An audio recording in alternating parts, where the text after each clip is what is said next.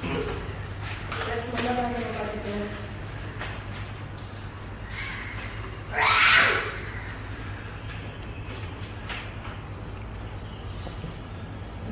Natapunan ng mainit. Ha? Mainit. Nakasukan na namin. Mainit na tubig. Ilang beses. Kailan? Kanina. Sa office. Ang in-apply mo, July, Monday. Oh. Ha? July lang, ang nalaman. Anong holiday? Holiday ba July? Bukas ang holiday, diba? Yung bagay. In lieu. Oo, ayos lang.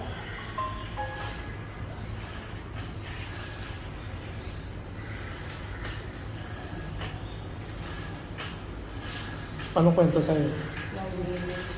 Anong kwento sa'yo? Lang. Hotel. Ay, wala. Ano? Bakit ba? Hindi niyo nakwento yun? Hindi pa.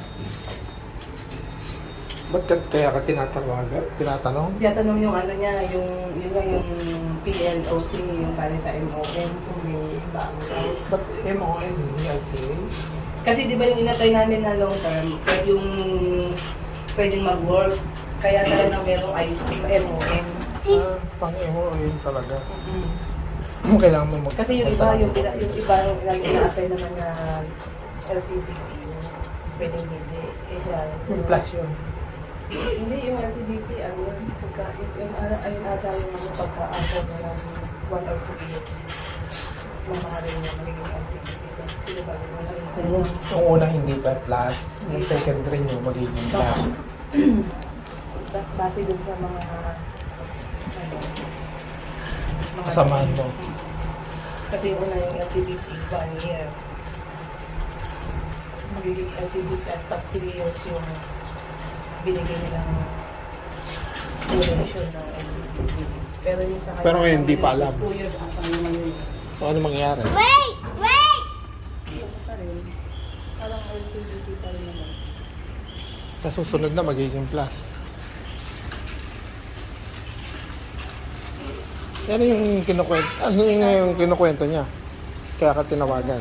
Ay, hindi, yun nga. Kaya niya ako tatawagan dahil nakapasa nga daw siya. Tapos hindi ng HR yung Details. yun nga, yung information ay natawag doon. Permit to work. Yung permit to work. Eh kasi nga, ang HR doon na nag-recommend o nag-ano sa kanya is yung dating HR din sa hotel. Ito sa Q Hotel. Kasi di ba nga nag-resign doon. O tapos ito yung nanghihingi ng ano.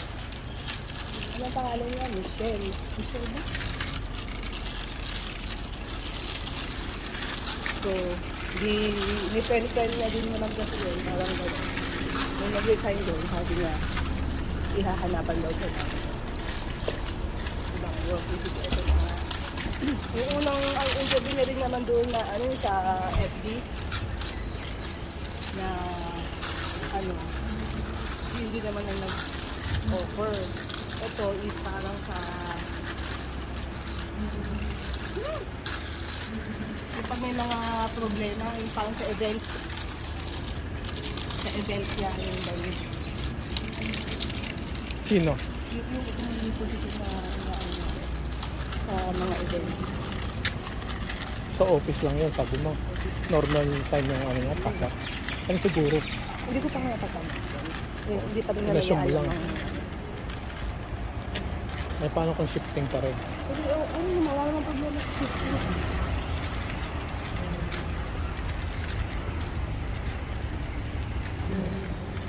Hindi ba nga mas okay pagka normal time?